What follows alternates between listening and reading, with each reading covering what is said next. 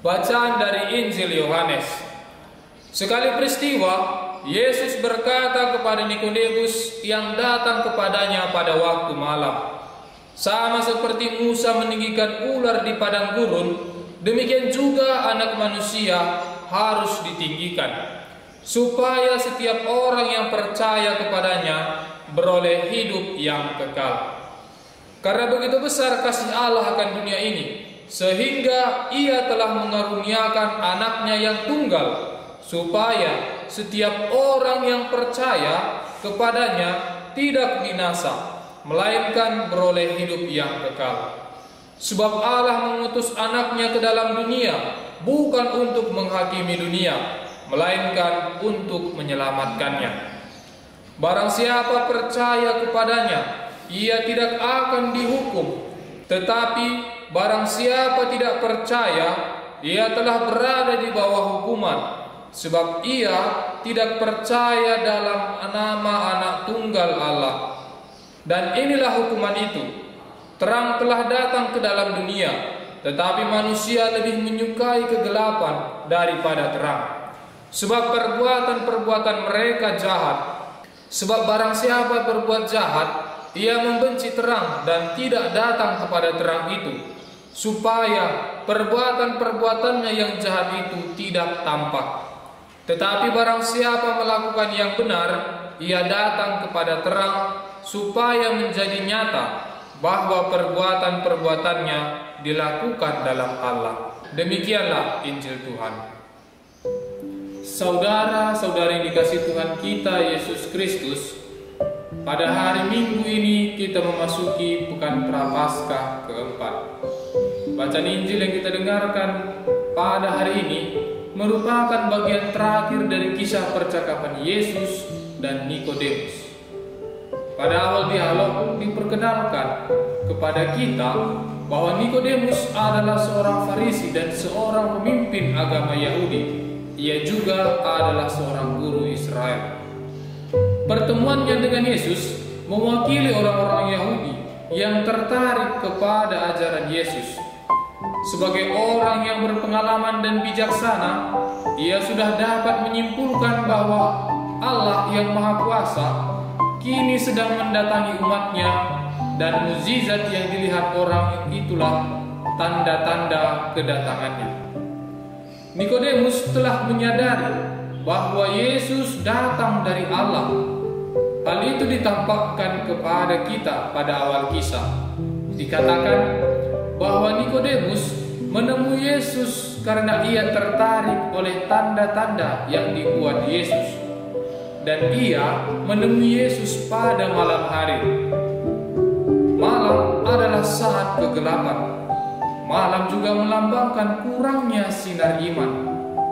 Ia datang kepada Yesus karena ia ingin mendapat pencerahan mengenai makna kejadian-kejadian luar biasa yang dilakukan Yesus.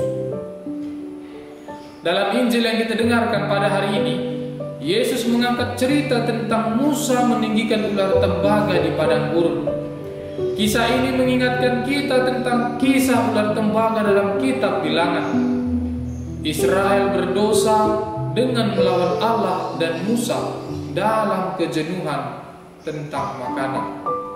Lalu Tuhan menghukum bangsa Israel dan menyuruh ular-ular tedung ke antara bangsa itu yang memagut mereka, sehingga banyak dari orang Israel yang mati. Kemudian mereka memohon pengampunan karena telah melawan Tuhan dan Musa. Mereka meminta agar Musa berdoa kepada Tuhan supaya dijauhkannya ular tedung itu daripada mereka. Kemudian Tuhan membuat ular tedung itu menjadi sarana bagi bangsa Israel agar mereka percaya dan selamat. Lalu Tuhan memerintahkan Musa agar membuat ular tembaga dan menaruhnya pada sebuah tiang. Maka jika seorang dipagut ular dan ia memandang kepada ular tembaga itu, tetaplah ia hidup. Saudara-saudari dikasihi Tuhan, Yesus mengatakan bahwa Dia harus ditinggikan sama seperti ular itu, supaya setiap orang yang percaya kepadanya beroleh hidup yang kekal. Karena begitu besarlah kasih Allah akan dunia ini, sehingga Ia telah mengaruniakan anaknya yang tunggal, supaya setiap orang yang percaya kepadanya tidak binasa, melainkan beroleh hidup yang kekal. Yesus datang supaya manusia tidak dihukum binasa, tetapi diselamatkan dan beroleh hidup yang kekal.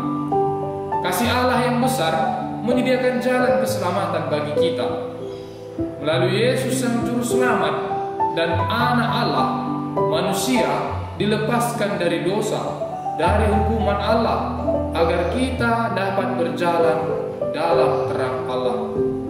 Kita dituntut harus percaya dan melaksanakan kebenaran itu dalam kehidupan kita agar kita selamat.